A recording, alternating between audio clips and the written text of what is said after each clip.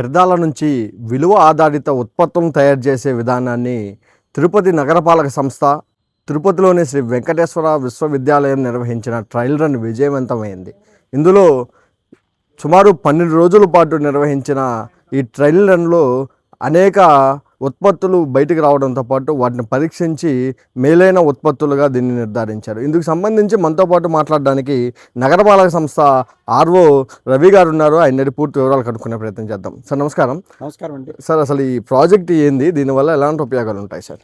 ఈ ప్రాజెక్ట్ అంటే ఏంటంటే, దీన్ని Ram Charan group of company entity 1 అనేటువంటి వాళ్ళు, తమిళనాడులో ఉన్నటువంటి సంస్థ, దీన్ని ఎస్వి యూనివర్సిటీ వాళ్ళతో ఎంవీవ్ చేసుకొని ఈ ట్రయల్ రన్ చేయడానికి ఎందుకు వచ్చారంటే, ఇక్కడ అన్ని విభాగాలకు సంబంధించినటువంటి వాళ్ళు ఉంటారు.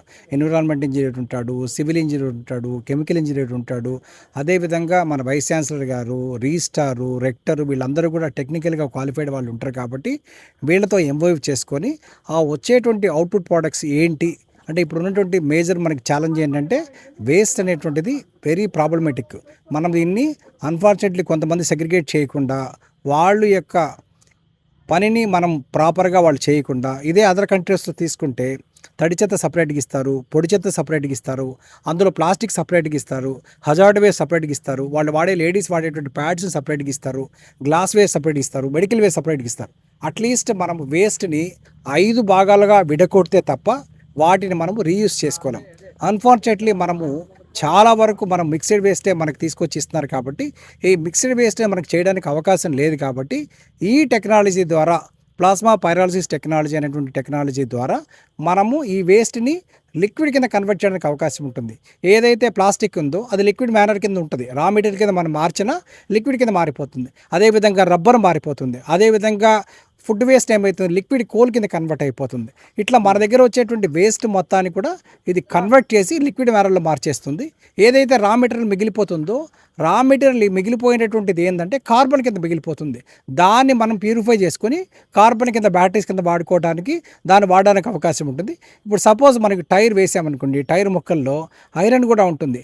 ఐరన్ ఎలా ఉంటుందో అలాగే దాంట్లో వెళ్ళిపోతుంది. ఈ వైర్ ముక్కలు ఉందనుకోండి, పైన ప్లాస్టిక్ ఏదైతే ఉంటుందో ప్లాస్టిక్ ఎవాపరేట్ లిక్విడ్ కింద కన్వర్ట్ అయిపోతుంది.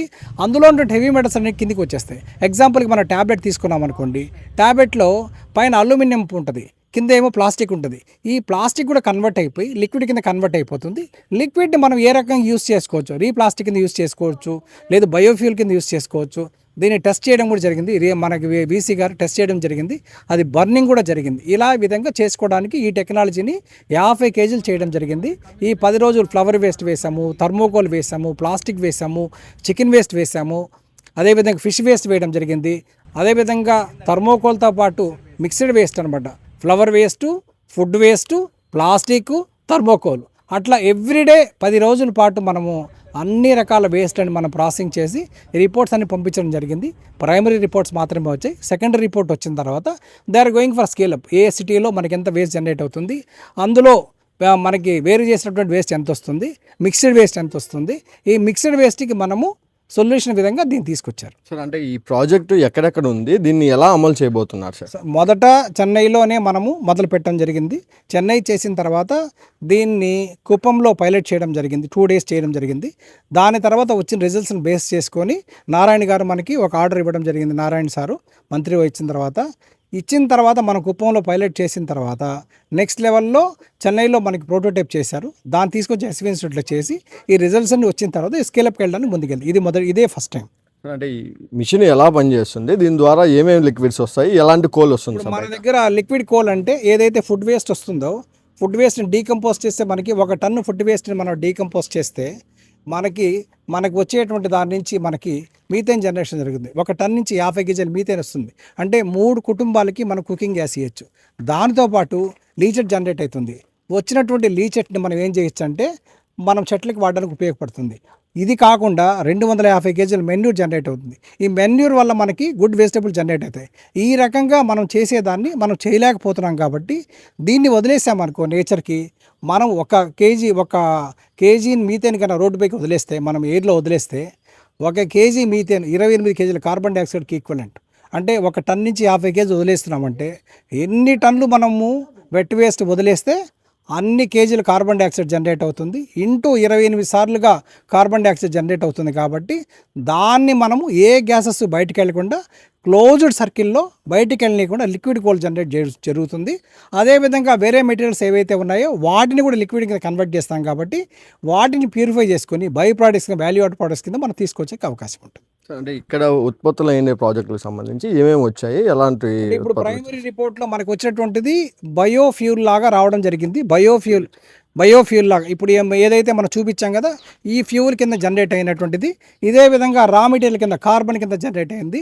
ఈ రకంగా మనం 10 రోజులు మనం చేసినటువంటి మెటీరియల్ అంతా కూడా ఈ విధంగా లిక్విడ్ మేనర్లో వచ్చింది. ఈవెన్ షుగర్ కేన్ కూడా జరిగింది. షుగర్ కేన్ ఏమంటారంటే ఇథనాల్ జనరేషన్ జరుగుతుందనేటువంటి రిపోర్ట్ ప్రైమరీలో వచ్చింది. ఇంకా సెకండరీ రిపోర్ట్ ఒక 1 వీక్లో రావడానికి అవకాశం ఉంది. అంటే మనకు భవిష్యత్తులో దీన్ని భవిష్యత్తులో ఎలా తీసుకెళ్ళబోతున్నారు, దీనికి సంబంధించి ఎలాంటి బడ్జెట్ ఎంత ఉంటుంది, దీన్ని బయట మనం మున్సిపాలిటీలో కావచ్చు, టీటీడీలో కావచ్చు, దీన్ని అమలు చేయాలంటే ఎలా ముందుకెళ్తుంది? వాళ్ళు ఇచ్చినటువంటి ప్రైమరీ సమాచారం ప్రకారంగా 1 టన్నుకి 1.5 కోటి ఖర్చు అవుతుందని చెప్పడం జరిగింది. 4 సంవత్సరాలు వచ్చేటువంటి బై ప్రోడక్ట్స్ ద్వారా బ్రేక్ ఈవెన్ రావడానికి అవకాశం ఉంటుందని చెప్పడం జరిగింది. దాన్ని బేస్ చేసుకొని మన యొక్క సిటీ యొక్క ప్రాధాన్యత బట్టి ఎంత సెగ్రిగేషన్ జరుగుతుంది అనేటువంటిది మనం ప్రాసెసింగ్ చేసుకుంటే రిమైనింగ్ మిక్స్డ్ వేస్ట్ అంటే ఆర్డీఎఫ్ అంటాం, రిఫ్యూజర్ ఫ్యూల్ అంటాం దాన్ని. ఈ రిఫ్యూజర్ ఫ్యూల్ని మనం ఫ్యూల్ కింద మార్చుకొని వీటిని కరెంట్ కింద మార్చుకుంటామా, లేకపోతే బయోఫ్యూల్ కింద మార్చుకుంటామా, వేరే దానికి పెయింట్లో యూస్ చేసిన వాడుకుంటామా, ఇట్లా మనకు ఉపయోగపడే విధానంలో వాటిని తీసుకొచ్చుకొని వాటిని ఆ విధంగా వాడుకుంటాం. Thank you sir. Thank you. ఉత్పత్తి అయ్యే వ్యర్థాల నుంచి ఎలాంటి మిక్స్డ్ వ్యర్థాలు వచ్చే వాటిలన్నింటినీ కలిపి బయోఫ్యూయల్తో పాటు కోయల్ను ఉపయోగించే విధంగా ఈ ప్రాజెక్ట్ని అయితే రూపొందించామని చెప్పి, దీన్ని భవిష్యత్తులో మరింత ముందుకు తీసుకెళ్లే విధంగా ఎస్వి యూనివర్సిటీతో పాటు రాష్ట్ర ప్రభుత్వంతో పాటు మున్సిపల్ శాఖతో కలిసి దీన్ని బయటికి తీసుకెళ్ళి మరింత పెద్ద ప్రాజెక్టుగా చేసి పర్యావరణంతో పాటు ప్రజలకు ఉపయోగపడే విధంగా చర్యలు తీసుకుంటామని చెప్పి మున్సిపాలిటీ ఆర్ఓ రవి గారు చెప్తున్న పరిస్థితి.